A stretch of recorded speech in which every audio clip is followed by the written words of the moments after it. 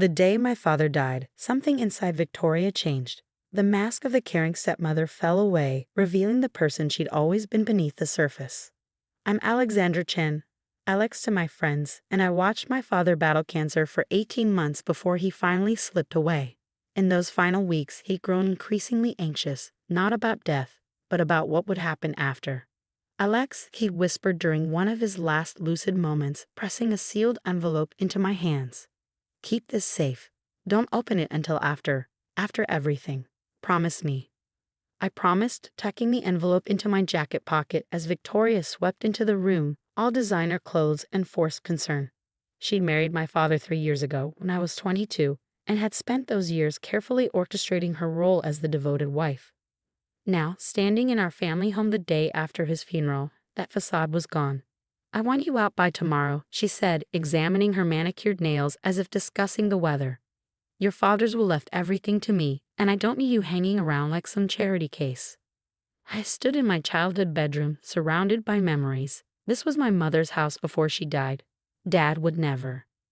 Your father did exactly that, she cut in, producing a document from her Hermes bag. Single beneficiary. Me. Everything from the house to his company shares. So pack your things, Alexandra. Your free ride is over. The will looked legitimate, but something felt off. Dad had always been meticulous about his affairs, especially after losing my mother to a car accident when I was 12. He'd raised me alone for 10 years before meeting Victoria, teaching me everything about our family business, our investments, our legacy. You have until tomorrow morning, Victoria said, turning to leave. She paused at the door. Oh, and don't bother taking anything valuable. I'll be checking your bags. As soon as she left, I pulled out the envelope Dad had given me. My hands shook as I broke the seal, finding a letter and a small key inside. My dearest Alex, if you're reading this, then my fears about Victoria were justified. The will she has is not the real one. I discovered her true nature too late, but I made arrangements to protect you and our family's legacy. Go to safety deposit box 247 at First National. Everything you need is there. I'm sorry I brought her into our lives. I was lonely after your mother, and Victoria was very convincing. But you were always my priority, sweetheart. Always. Love, Dad. I read the letter 3 times, my heart pounding. Then I carefully tucked it away and began packing, not the designer clothes Victoria assumed I'd take, but photos, my mother's old jewelry, and the family albums that traced our history before Victoria appeared. That night, I called my best friend Sophia. Of course you can stay with me, she said immediately. But Alex, you need to fight this. Your dad wouldn't leave you with nothing. I know, I said quietly. And I think he didn't, but I need to play this carefully. Victoria is dangerous when she feels threatened. I'd seen glimpses of it over the years, the calculated manipulation, the subtle threats to household staff who displeased her, the way she'd slowly isolated my father from his old friends. She'd even tried to convince him to send me to graduate school abroad, probably hoping to get me out of the picture entirely. The next morning, I let her search my bags, watching her face fall when she found nothing of obvious value. She didn't notice the small key hanging on a chain around my neck, or the letter tucked into my worn copy of Pride and Prejudice, the last birthday gift from my mother.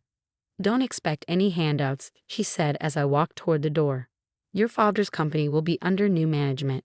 Your internship there is obviously terminated. I turned to look at her one last time, this woman who thought she'd won everything. Goodbye, Victoria. Thank you for showing me exactly who you are. Her eyes narrowed at my calm tone, probably expecting tears or begging.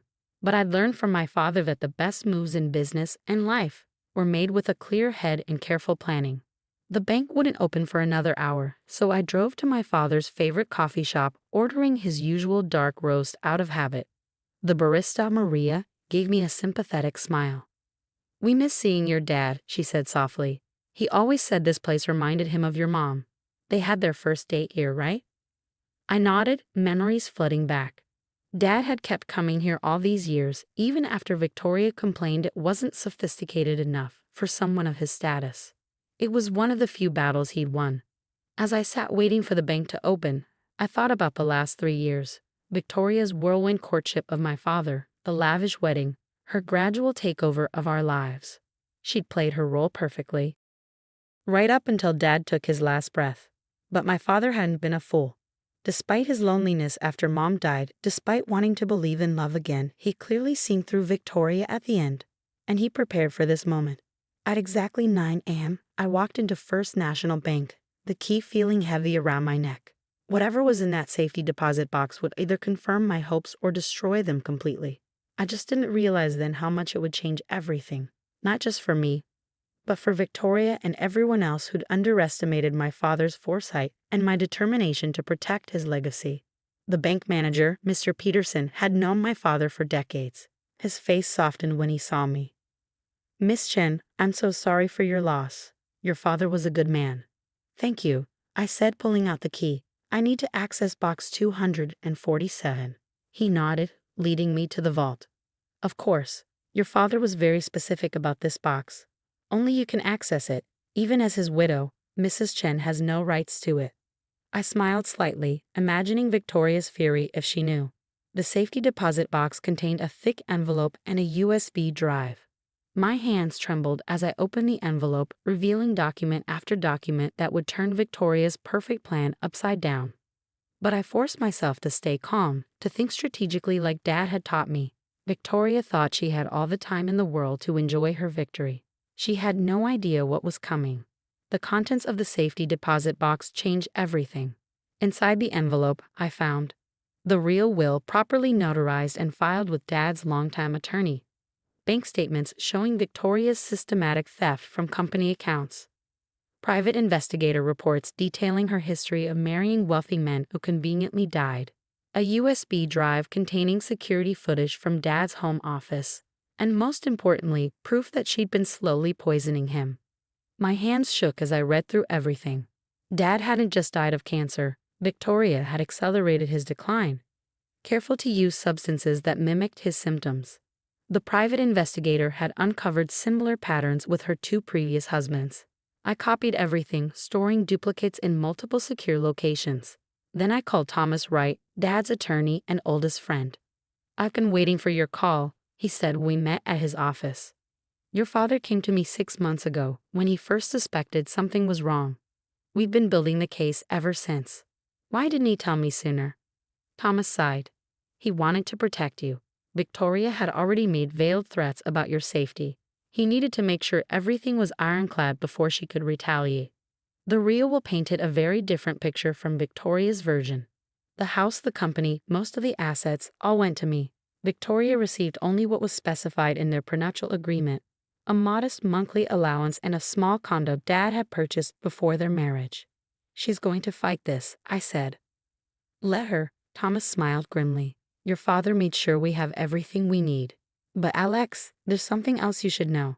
He pulled out another file. "Your father suspected Victoria might try something drastic when the will was revealed. He set up surveillance in the house. Everything's being recorded. And there's a team watching her every move." I thought about Victoria in my childhood home, probably already planning to sell off family heirlooms and restructure the company. She had no idea she was being watched, documented, trapped by her own actions. "How do you want to handle this?" Thomas asked. I considered my options. We could move legally right away. But Victoria was cunning. She might destroy evidence or worse if she felt cornered. Let her think she's won, I decided. Give her enough rope to hang herself. Over the next few weeks, I watched from afar as Victoria began dismantling my father's legacy. She fired longtime employees, brought in her own people, and started selling off company assets. Each move was documented, each illegal transaction recorded. I stayed with Sophia, working part-time at a local bookstore while secretly meeting with Thomas and the investigation team. Victoria's past began unraveling. Her previous marriages, mysterious deaths, disappeared fortunes. Then came the moment that sealed her fate. Security cameras caught her in Dad's office, speaking on the phone with someone about the special supplements she'd been adding to his food and medication. It worked perfectly, she gloated. Just like with Harold and Stephen. Those cancer symptoms, so convenient for masking other things. And his precious daughter never suspected a thing. I watched the footage with cold fury. Thomas placed a gentle hand on my shoulder. "We have enough," he said. "It's time." The next morning, Victoria swept into the company offices, ready for another day of playing CEO. Instead, she found federal agents, forensic accountants, and me sitting calmly in what had once been my father's chair. "Hello, Victoria," I said quietly.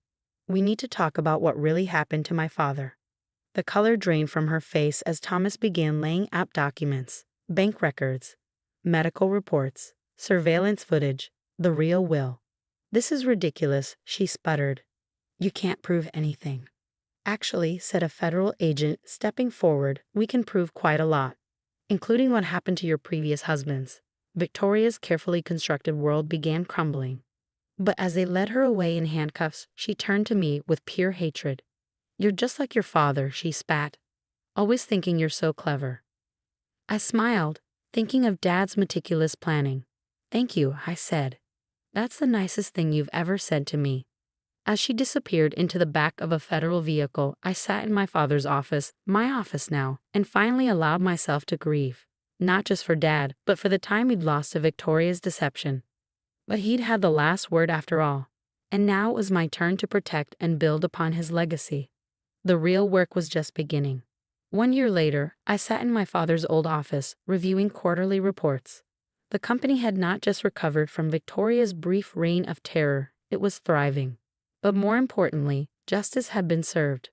Victoria's trial had been swift and decisive. The evidence Dad gathered proved not just her crimes against him, but also led to murder convictions for her previous husbands. She was sentenced to life without parole, her carefully crafted world of wealth and manipulation reduced to a prison cell. "Ms. Chen," my assistant Sarah poked her head in. "The foundation paperwork is ready for your signature." The James Chen Foundation was my way of honoring Dad's memory. We focus on funding cancer research and supporting victims of financial fraud. Every grant approval reminded me of his final gift, not the money or the company, but the lesson that true legacy isn't about wealth, but about making a difference. I picked up the silver frame on my desk, a photo of Dad and me at my college graduation, both of us beaming. Next to it sat the letter he'd given me, now framed as a reminder of his foresight and love. "You would have loved this," I whispered to his photo. "The foundation, the company's growth, everything we're building." My phone buzzed. A text from Thomas. "Thought you'd want to know. Victoria's appeal was denied. It's really over." I felt a weight lift that I hadn't even realized I was carrying. Later that evening, I drove to my parents' cemetery, placing fresh flowers on both graves. "Hey, Dad," I said softly. "You can rest easy now. I protected our legacy just like you protected me." The company had doubled its charitable giving under my leadership, focusing particularly on programs that helped identify and prevent elder abuse and financial fraud. Every success felt like a victory not just for me, but for Dad and others like him who've fallen prey to people like Victoria. The house remained exactly as Mom had designed it, though I'd added my own touches. Victoria's expensive renovations were gone, replaced by the warm, familiar style that had made it a home for so many years. Sophia, who'd given me shelter during those difficult days, was now my head of corporate communications. "Your father would be so proud," she said one evening as we shared takeout in my office, "not just of the business success, but of how you've handled everything." She was right. Dad had taught me that true strength isn't about revenge, but about building something meaningful from adversity. The company wasn't just profitable, it was making a real difference in people's lives. The media occasionally tried to revive the Black Widow CEO story, but I refused all interviews about Victoria. She didn't deserve any more attention. Instead, I focused on the future, on building something that honored both my parents' memory. In my father's final letter, he'd written, "Remember, Alex, success isn't measured by what you have, but by what you do with it."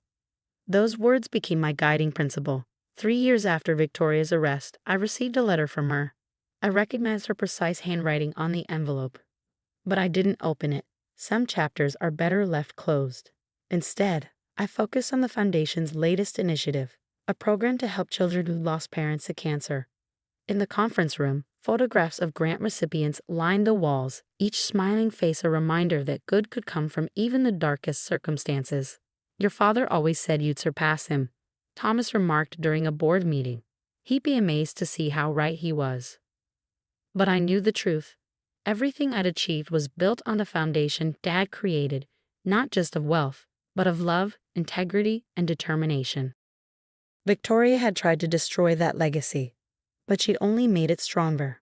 Every morning, I walked into the office that had once been my father's, now mine, and saw the framed motto on the wall.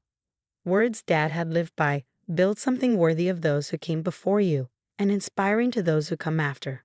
That's exactly what I was doing, not just running a company or managing wealth, but creating a legacy of positive change. Victoria had taught me the worst of human nature, but Dad's final gift had shown me the best: the power of foresight, love, and justice. As I signed another grant approval for the foundation, I smiled, knowing that somewhere, Dad was smiling too. We'd beaten Victoria not just in court, but by building something she could never understand. A legacy of genuine value, of lives changed and hope restored. That was worth more than all the wealth she tried to steal, and it was only the beginning.